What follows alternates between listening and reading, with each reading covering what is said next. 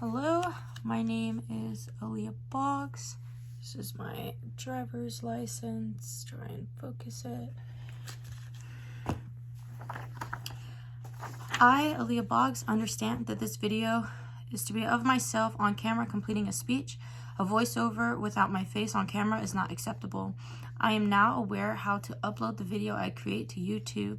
I also am aware that this presentation is not to be read off of a screen or device, but rather I must have ownership of the material that I am presenting. I can use notes or index cards to help me remember what I want to talk about. I chose effects of media violence. Imagine this. You're playing the newest big hit video games multiplayer mode.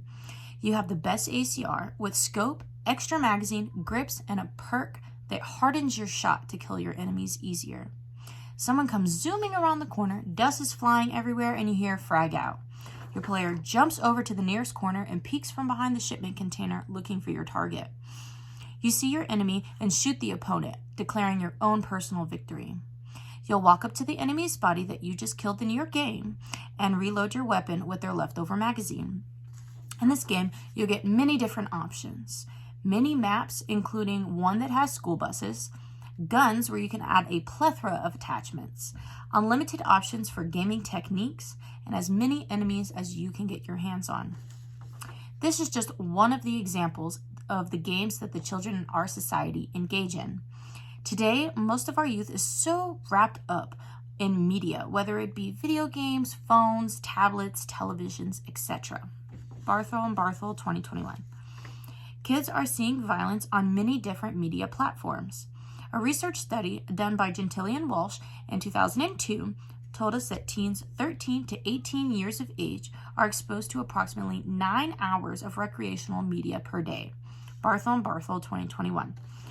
Of those children, 99% of boys and 94% of girls play video games.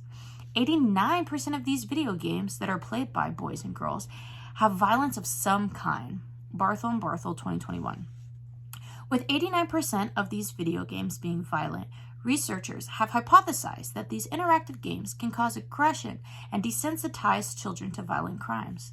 Similar studies that have been done by Crail and Moeller also show that violent films and television shows can also increase these aggressive behavior, feelings, and thoughts, but not as impactful as interactive video games. Barthel and Barthel 2021. This is likely due to the fact that an individual can participate in violence rather than simply observing it on the television or other media devices. Ministry of Children and Youth Services.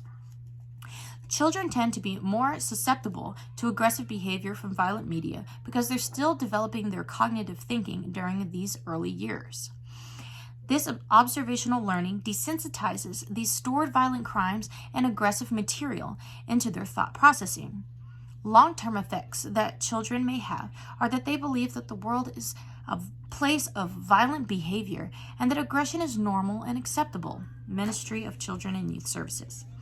In 2012, a young man in Newtown, Connecticut, was responsible for a school massacre.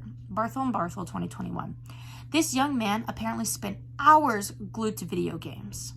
A similar incident located in Germany happened in 2002. An expelled student who was highly active in violent video games went to school and shot 17 students dead during a shooting spree. While most children who participate in violent media do not become violent criminals, researchers do believe that increased exposure of media violence can increase the violent and aggressive behavior in certain individuals.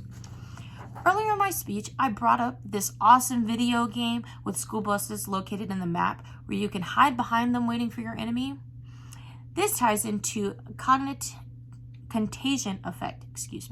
The contagion effect, or also known as the copycat crime, is an activity or copied behavior that someone engages in that is modeled off of a form of entertainment. Barthel and Barthel 2021. Contagion effect is displayed by certain individuals that watch something in their video game or on media and proceed to mimic the behavior or activity while thinking it's a good idea.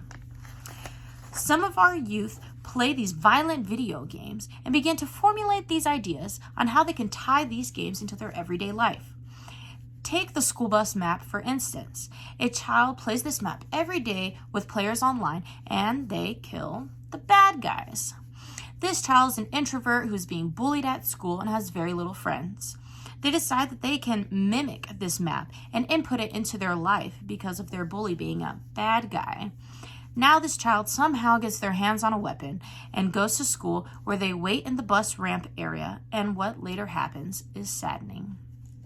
In conclusion, media violence is defined as media that shows some type of act of physical aggression by one human, or similarly related to, another. Ministry of Children and Youth Services. Media violence can influence children more than adults. Children's minds are still growing and learning new concepts and ideas.